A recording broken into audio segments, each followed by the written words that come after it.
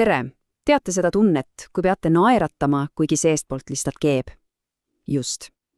Täna arutamegi lahti sotsiaalse silmakirjalikkuse keerulise maailma ja vaatame, mis on selle maskeraadi tegelik hind. Niisiis, mis meil täna plaanis on? Kõigepealt, kas see on üldse vältimatu?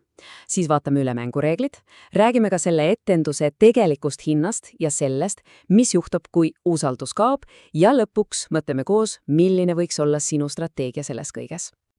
Alustamegi siis esimesest punktist. Kas see on tõesti vältimatu pahe? See on ju see põhiküsimus, millega me kõik iga päev silmitsi seisame, eks ole? See sissesulandumise dilemma. Ja see dilemma viib meid otse selle küsimuseni. Kas see teesklus on nagu sotsiaalne tsement, mis hoiab meid kõiki koos ja väldib konflikte?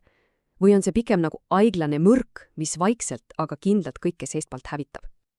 Okei, aga et me kõik oleksime ühel lehel, räägime korraks mängureeglitest. Mida me üldse mõtleme, kui ütleme sotsiaalne silmakirjalikkus? See pole, teate, lihtsalt labane valetamine. See on midagi palju keerulisemat. Mõelge sellest kui sotsiaalse elujäämise võimlemisest. Eriti nendes olukordades, kus tore aususe eest saad pigem karistada kui kiita. Ja sellel on nii palju erinevaid nägusid, eks. See on see, kui naeratad ja noogutad kaasa, sest kardad grupist välja jääda. Või see läbimõeldud kompliment, millel on tegelikult väike mõrginool sees. Või klassika, selja taga klatšimine. Me kõik teame seda. Põhimõtteliselt on see nagu sotsiaalne valuta. Sa kasutad seda, et mängus püsida. Selle taga on tihti sügav vajadus, säilitada oma positsiooni, vältida häbi või isegi saada mingit eelist. See on puhas ellujäämine. Aga sellel mängul on hind. Ja see hind on tihti päris kõrge. Vaatame ühte täiesti elulist näidet, mis on ilmselt tuttav absoluutselt kõigile. Kujutame ette olukorda. Kontoris on jälle see kohuslik 4-päevakook. Kõik peavad osalema. Paberil on see ju tore meeskonnatunde loomine või vis. Väliselt muidugi, sa naeratad lailalt. Oh, super, jälle kook, nii tore. Sa ei taha ju olla see tüütu tüüp, kes alati viriseb. Aga tegelikkus.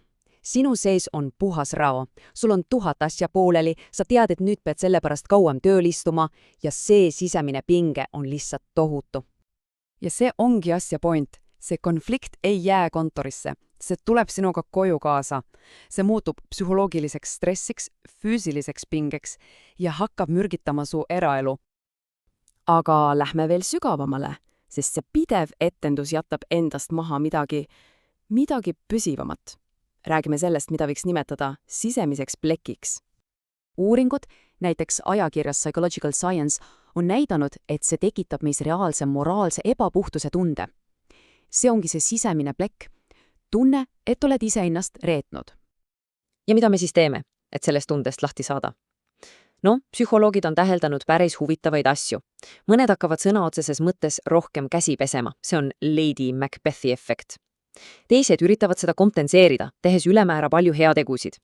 Ja kolmandad lihtsalt tuimestavad selle tunde ära, ükskõik millega. Okei, zoomime nüüd korraks välja.